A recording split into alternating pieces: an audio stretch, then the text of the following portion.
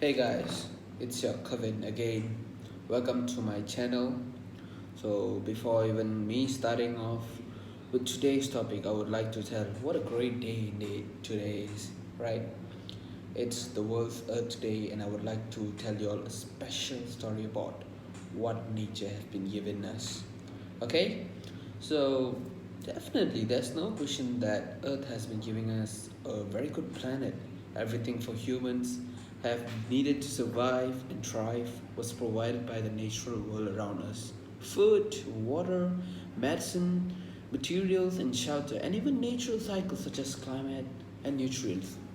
Scientists have come to term such gifts ecosystem services. However, the recognition of such services goes back to thousands of years and perhaps even further if one accepts the cave's painting in Lacaus as evidence. Yet we have so disconnected ourselves from the natural world that is easy and often convenient to forget that nature remains as giving as ever. Even as it vanishes bit by bit, the rise of technology and industry may have distanced us superficially from the nature, but it has not only changed our reliance on the natural world. Most of what we use and consume on a daily basis remains the product of multitudes of interactions with the nature, and many of those interactions are imperiled.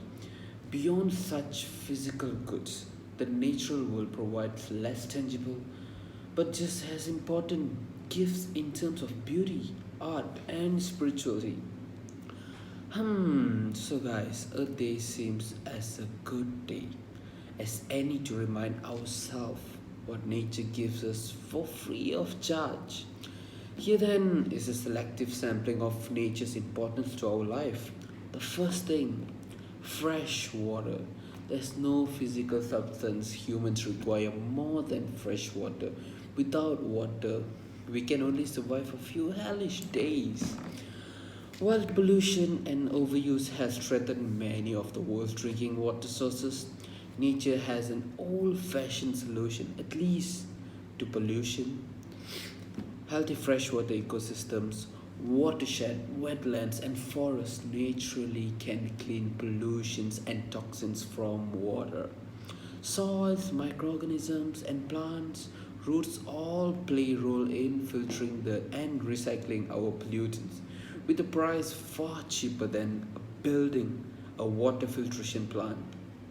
According to research, guys, the more biodiverse the ecosystem, the faster and more efficient water is purified. The second thing that I would like to talk about is pollination. Imagine trying to pollinate every apple blossom in an orchard. This is what nature does for us. Insects, birds, and even some mammals pollinate the world's plants, including much of humans' agriculture. Around 80% of the world's plants require a different species to act as a pollinator. In agriculture, pollinators are required to everything from tomatoes to cocoa and almonds to buckwheat, among hundreds of other crops. Globally, agriculture pollination has been estimated to be worth around 216 billion a year. However, large such monetary estimates don't include pollination for crops consumed by livestock, biofuels, ornamental flowers, or massive importance of wild plant pollination. And yes, the very most next thing is coming, seed dispersal. Much like pollination, many of the world's plants require other species to move their seeds from one part to another, which means from the parent plant to a new sprouting ground. Seeds are dispersed by an incredibly wide variety of players: birds, bats, rodents, megafauna like elephants, tapir, and even researchers have recently discovered fish. Seed dispersal is especially important for tropical forests where a majority of plants depend on animals to move. And yes, nature's pest control. A recent study found that bats save US agriculture billions of dollars a year simply by just doing what they do naturally, eating insects, many of which are potentially harmful for the US crops. Imagine how powerful the bat is, saving billions for US agriculture. Isn't that great? Almost all agriculture pests have natural enemies along with bats. These includes birds, spiders, parasitic wasps, and flies, fungi, and viral diseases. This loss or even decline of such pest-eating predators can have massive impacts on agriculture and ecosystems. The next thing is soil health. The ground under our feet matters more than we often admit, guys. Healthy fertile soil provides optimal home for plants while participating in a number of natural cycles. From recycling nutrients to purifying water, although soil is renewable, it also sensitive to overuse and degradation, often due to industrial agriculture, pollinations, and fertilizers.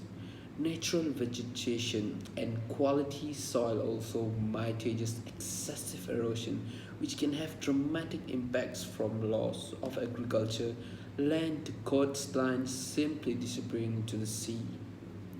Medicine. Oh my god, nature and medicine, it gets along very well. Nature is our greatest medicine cabinet. To date, it has provided humankind with multitude of saving medicines from quinine to aspirin and from morphine to numerous cancer and HIV fighting drugs. There's no question that additionally important medication, perhaps even miracle cures, lie untapped in the world's ecosystem. In fact, researchers estimate that less than 1% of the world's known species have been fully examined for their medicinal value. However, guys, the ecosystem that have yielded some of the world's most important and promising drugs, such as rainforests, peat swamps, and coral reef, are also among the most endangered. Preserving ecosystem and species today may be benefit or even save millions of lives tomorrow, people. And yes, fisheries. Humankind has turned to the rivers and seas for food at least 40,000 years, but probably even longer. Today, amid concerns, amid concern of a global fishery collapse, more than a billion people depend on fish as their primary source of protein, many of them among the global poor. Fisheries also provide livelihoods both directly and indirectly for around half a billion. Coral reefs, mangrove, and seagrass ecosystem provide nurseries for the world's fisheries, while the other open ocean is used for migrating routes and hunting. Even with the direct importance of the world's fishery for food, stewardship had been lacking, allowing many populations to drop precipitously and still permitting ecologically destructive fishing. While the world's fisheries are primarily threatened by overfishing, including bycatch, marine pollution is a major problem. Okay, apart from that, yes, biodiversity and wildlife abundance. The argument to save the world's wildlife has been often come from an aesthetic point of view. Many conversationals have fought to save species simply because they like particular species. This often is why more popularly known animals like tigers, elephants, rhinos receive far more attention than less popular, although just as endangered wildlife. For example, the red belly egg frog, the smoky bat, or the bastard quiver tree.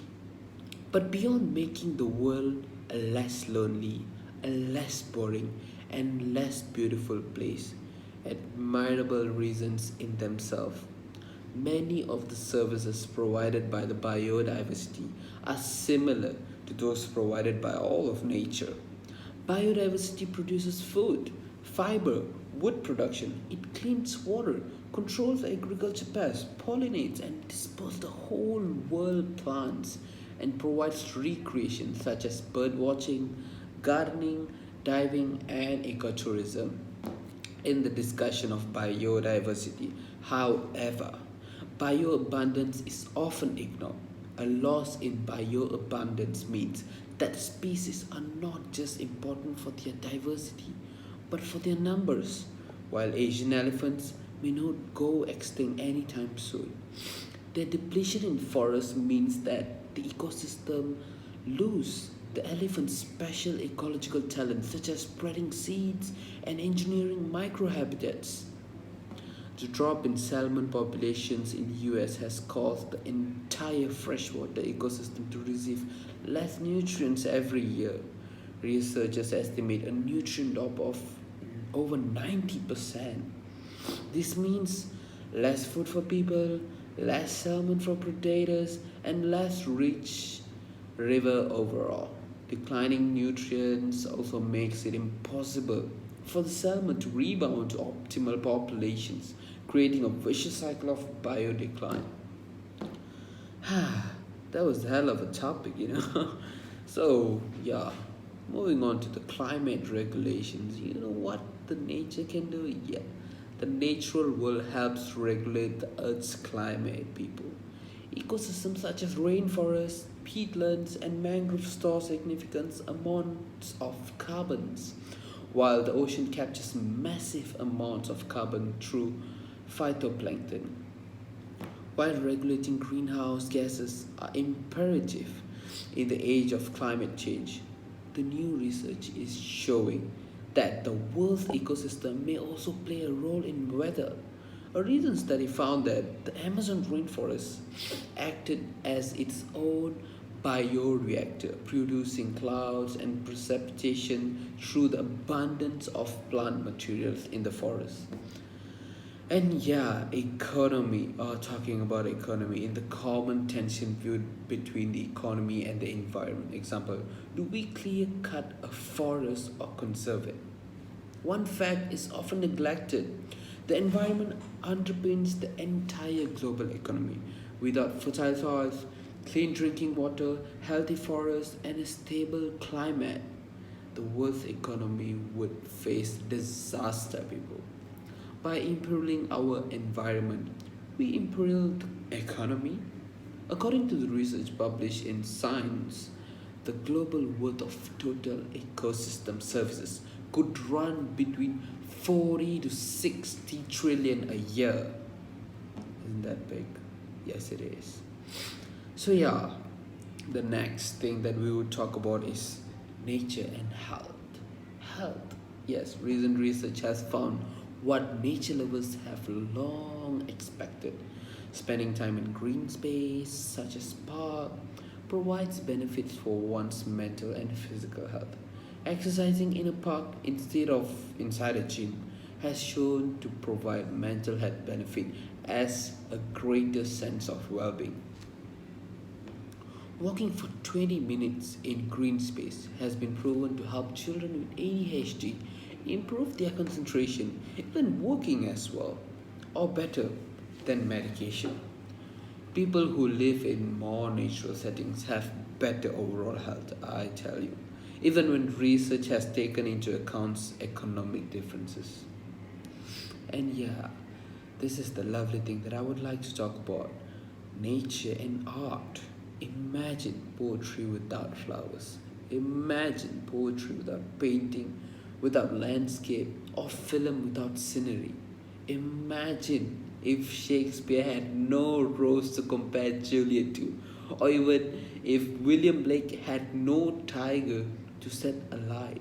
Imagine if Van Gogh lacked crows to paint or Durer a rhinoceros to cut. What would the Jungle Book be without Baloo? Or the wind in the willows without Mr. Badger? Imagine my Antonia without a red grass of American prairie, or Wuthering Heights without the bleak moors. How would the Lord of the Rings film series appear without the stunning mountain ranges of New Zealand? Or Lawrence of Arabia without the desert of North Africa? There is no question that natural world has provided global arts with some of its greatest subjects.